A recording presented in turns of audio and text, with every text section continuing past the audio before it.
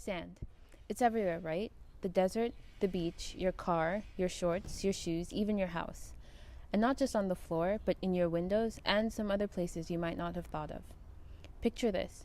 You wake up in a house with concrete walls held together by mortar, covered in plaster and coated in paint whose luster comes from silica. You go into the bathroom where you shower in a porcelain tub, wash your hair with shampoo that contains silicone, and brush your teeth at a porcelain sink with a metal faucet that was made by pouring molten metal into a sand mold. You brush your teeth with a toothpaste that most likely contains hydrated silica, and with water that was filtered through silica at a purification plant. Hello? All this, and you've only been awake for half an hour. Imagine how much sand you come into contact with in a lifetime.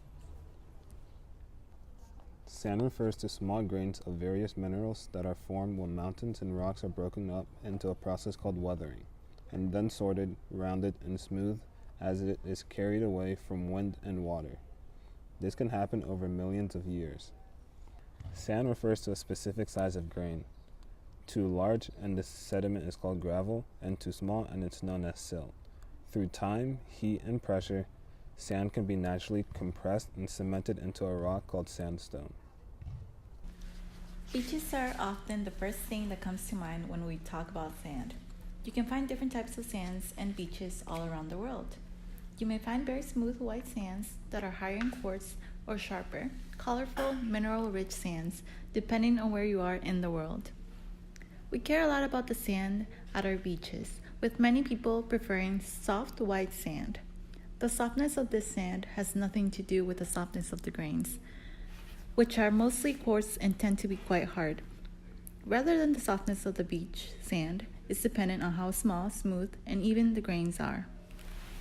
The farther the grains have traveled, the more likely they are to be smaller, rounder, and higher in quartz with less of the other minerals to give it color. This is because the other less hard minerals disintegrate earlier on, while quartz can go through millions of years of weathering and erosion. You can see specimens of quartz and other minerals in our Gems and Minerals section. You may have caught on by now, but sand takes millions of years to form. However, the sand on our beaches is constantly disappearing. For example, the outer coast of Louisiana, often referred to as an erosion hotspot, is losing 50 feet of beach every year. This is because erosion does not stop once sand reaches the beach, and they are continually eroded by the water, which can carry the grains off the beach, making it less wide. This is sometimes combated by blanketing the beach in new sand. However, this is a zero-sum game, and the sand must come from somewhere else. This is also an expensive process and temporary, because the new sand is also eroded away, especially if the grains of the new sand are smaller than that of the old sand. This erosion can cloud the water of the beach, killing the ecosystem in the water. In addition, blanketing the beach in new sand can often kill the beach ecosystem, leading beach nourishment to be a more destructive process than it sounds. There is a cheaper alternative to beach nourishment called riprap, which involves trying to protect the beach by using hard surfaces like rocks. However, this is not a perfect solution, as it does not stop wind erosion. It can turn a gradual beach into a sharp cliff and make the water less accessible. Also, quite importantly, it's not as attractive, and so beaches that are important for tourism or property value may be worth the costs of beach nourishment. So where do we get the sand that we use for beach nourishment, construction, cell phone chips, and all those other applications? Sand mining is the process of extracting sand from open pits, beaches, and even riverbeds and oceans. Sand can have varying characteristics depending on where it's mined from. Construction sand is hard and angular. It's mostly quartz, but not very pure as it contains other minerals as well. These minerals vary depending on where the sand was mined. This sand is mined from riverbeds, beaches, and land quarries where they come in the form of sandstone. Construction sand can be found all over the world and is mainly used in the production of cement, asphalt, mortar, plaster, and roofing. Marine sands are a similar composition to construction sand, making them useful for buildings. However, they must be washed clean of salt, which is an expensive step that most sand miners would like to avoid. The famous Palm Island of Dubai are made of marine sand. In fact, there is so much demand for certain types of construction sand that Dubai, which sits on the edge of an enormous desert, imports sand from Australia. Silica sands are very pure, at least 95% silica. They are only found in a few key places around the world. This type of sand is used to make glass, as well as metal castings of everything from sink faucets to engine blocks. They are suited for highly specific jobs, like the silica sands of western Wisconsin, which have a shape and structure that makes them perfect for hydraulic oil and gas fracking.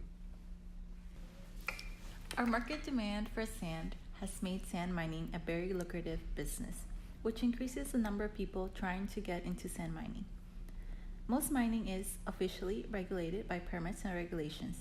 However, increased competition can lead to companies cutting corners to stay profitable if laws and regulations are not strictly enforced. For example, in 2050, the state of New York fined a sand mining company for illegally excavating 4.5 acres of sand right near a town and then refilling the pit with toxic waste to keep the costs down. The fine was only $700,000. Without stronger enforcement of laws that protect people and their environments, companies can just count fines for illegal activity as a cost of operation. All around the world, people are affected by our addiction to sand. At least 24 Indonesian islands have been obliterated by sand mining since 2005, with most of the sand ending up in Singapore, which is attempting to artificially increase its land area, adding 50 square miles of land in the past 40 years. Singapore's hunger for sand is so fierce that Indonesia, Malaysia, Vietnam, and Cambodia have restricted sand exports to Singapore in an effort to protect their beaches and riverbeds. Despite government attempts to regulate the industry, there is a large black market for sand.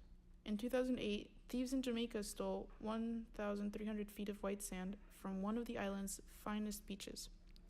In the U.S., Texas government officials say that illegal sand mining in the nearby San Jacinto River seriously increased the flooding damage of the 2017. Hurricane Harvey. What? Hold on. Of 2017's Hurricane Harvey.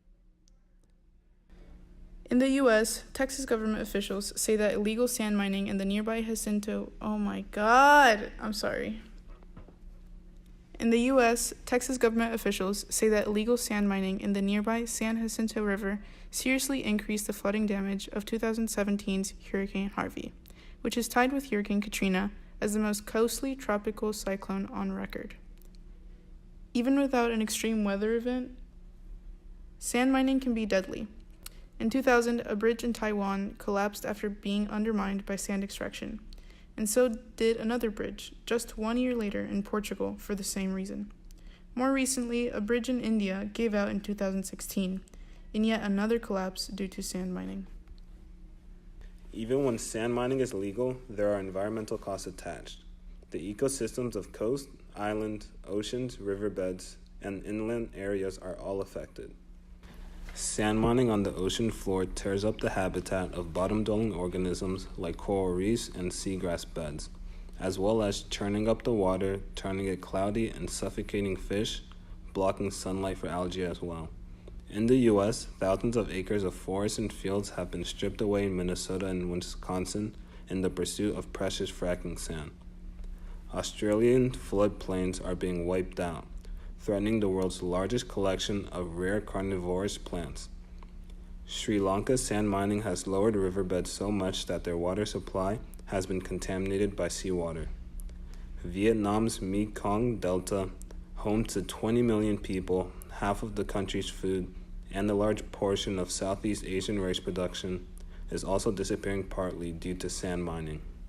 Another environmental concern is that strongly related to sand mining is climate change. Rising sea levels and more extreme weather, both of which are caused by climate change, are the reason for increased erosion of the world's beaches and subsequently the need for beach nourishment. However, the largest contribution to climate change on the topic of sand is undoubtedly concrete. Most of the sand mined is used in the production of concrete, and as the demand for concrete has gone up, so has their demand for sand. About 1/10 of the world's carbon emissions can be attributed to concrete, and this is due to the nature of the cement manufacturing process. Cement is typically made by crushing up clay, lime, and other minerals, and firing them in a kiln at temperatures up to 2700 degrees. and then milling the product into a fine powder. About half of the carbon emissions in cement manufacturing comes from the fuel that is used to heat up the kiln, while the other half comes from the chemical reactions taking place in the cement during the heating process. Despite all of the downsides to our use of sand and concrete, we show no signs of slowing down. The concrete in a typical home requires 200 tons of sand. A large building like a hospital requires 2,000 tons, and a whopping 30,000 tons of sand is used for every mile of highway. We use so much concrete every day that if we were to take all of the new concrete poured in a single year and build a wall around the equator, it would be 88 miles high and 88 miles wide. So, should you be worried about sand running out? Maybe. But just like we invented and improved the cement manufacturing process, we will find building alternatives once the cost of sand is too high. In fact, our biggest concern for sand mining and cement production at such a high rate should not be running out of sand, but the environmental impacts like coastal erosion and climate change. If we were forced to pay the cost of this during the mining and manufacturing stage, it's possible that we would have decided that the benefits were not worth the cost long ago. So as a society, we need to face the hard truths about sand and draw a clear line in it instead of burying our head in it, because we may be running out of time.